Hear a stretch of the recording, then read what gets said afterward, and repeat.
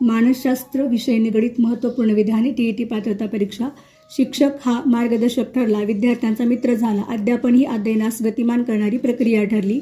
व्यक्तिमत्वाच्या बाबतीत शिक्षकाची भूमिका दुहेरी आहे।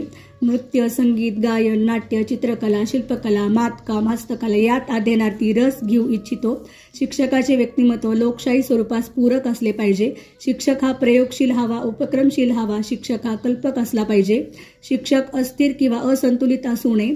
शिक्षकाजवळ कुटुंब कल्याण, सर्वधर्म समभाव, राष्ट्रनिष्ठा, विज्ञाननिष्ठा या गुणांनाही स्थान असले पाहिजे।